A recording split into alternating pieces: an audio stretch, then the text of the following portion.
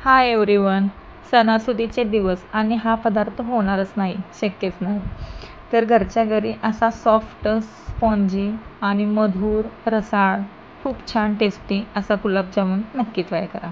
त्यासाठी मी ते 1 कप मावा घेतलेला आहे, म्हणजेच 200 ग्रॅम हा मावा आहे.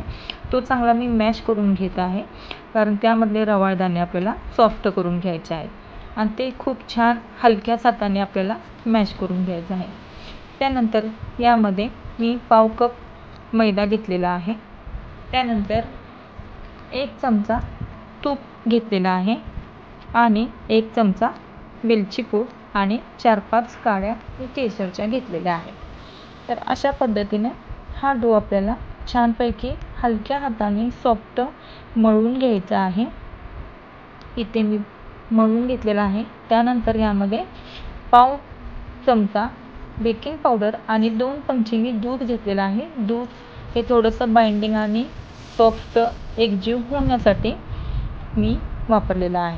आता इथे मी हलक्याच हाताने ह्याचा छान असा गोळा बनवून घेत आहे. थोडंसं हलक्या हाताने पुन्हा एकदा मळून घ्या आणि एकदा आता छान पुन्हा एकदा सॉफ्ट डो बनवून घेऊया. बघा, आता आपला इथं सॉफ्ट डो रेडी आहे. आता ह्याचे आपल्याला छोटे छोटे गोळे बनवायचे आहेत. मध्यम आकाराचे मी इथे गोळे बनवत आहे. तुम्हाला जसे आवडतील तसे छोटे मोठे तुम्ही बनवू शकता. तर अशाच पद्धतीने मी ह्या सगळ्या डोचे मध्यम आकाराचे गोळे बनवून घेत आहे. चला, आता इथे आपले गोळे बनवून रेडी आहे. पुढची प्रोसेस बघूया. तर इथं मी पाक बनवण्यासाठी एक पॅन घेतलेला आहे. त्यामध्ये 1 कप साखर आणि 1 कप पाणी घातलेलं आहे आणि 1 उकळी काढून द्यायची आहे फुल गॅसवरती आणि नंतर गॅसची फ्लेम कमी करून मंद आचेवर 5 ते 7 मिनटं लागतात हा पाक बनण्यासाठी. तर इथे बघा 7 मिनटे जवळजवळ झालेले आहेत आणि आपला एकतारी पाक असा बनून तयार आहे. त्यानंतर गॅस लगेचच बंद करून घ्यायचा आहे आणि त्यामध्ये केशरच्या 4-5 काड्या टाकून 1 चमचा वेलची पूड पण टाकून घ्यायचा आहे आणि मिश्रण पुन्हा एकदा हलवून घ्यायचं आहे आणि पाक आपला हा कोमट होण्यासाठी साईडला ठेवून द्यायचा आहे. आता इथे मी गॅसवरती कढई ठेवून तेल गरम करून घेतलेलं आहे आणि एक गोळा सोडलेला आहे बघण्यासाठी की तेल आपले व्यवस्थित गरम आहे की नाही. तर तेल आपले व्यवस्थित गरम आहे. मी बाकीचे गोळे सोडून घेतलेले आहेत. आता तेल आपलं अति गरम नको आणि अति थंडही नको, अशा पद्धतीने आपलं तेलचं प्रमाण पाहिजे आणि त्यानंतर आपण बाकीचे गोळे व्यवस्थित तळून घ्यायचे आहेत.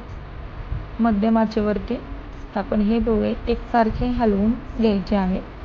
आता सुरुवातीला गोळे टाकल्या लगेच उलटून पडी घालायची नाही आहे. थोडंसं अगदी तेल असं ढवळून घ्यायचं आहे. थोडंसं सेफ्टी बघून तेल ढवळून घ्या आणि नंतर थोडेसे ब्राउनिश व्हायला लागल्यानंतर झाऱ्याने थोडेसे हलवून घेऊन असे ब्राऊन होईपर्यंत करून घ्या. आता हा ब्राऊन कलर यायला जवळजवळ 5 ते 7 मिनटं लागतात आणि व्यवस्थितपणे बॉल आपले आतून शिजले जातात. तर अशाच पद्धतीने सगळे बॉल्स मी ब्राऊन करून घेतलेले आहेत आणि कोमट पाकात टाकून दिलेले आहेत. तर बघा, आपला गुलाबजामुन व्यवस्थित फुललेला आहे आणि आपण तो पाकामध्ये टाकून 2 तास तरी झाकून ठेवायचा आहे. आता 2 ते 3 तासानंतर पुन्हा बघूयात आपले गुलाबजाम खूप छान पद्धतीने रेडी आहेत. खूप सॉफ्ट आणि खूप थोडेसे आकारानेही मोठे झालेले आहेत, कारण पाक आपला व्यवस्थित त्यामध्ये शोषला गेलेला आहे. तर अशा पद्धतीने तुम्ही घरच्या घरी खूप छान ही डिश बनवू शकता.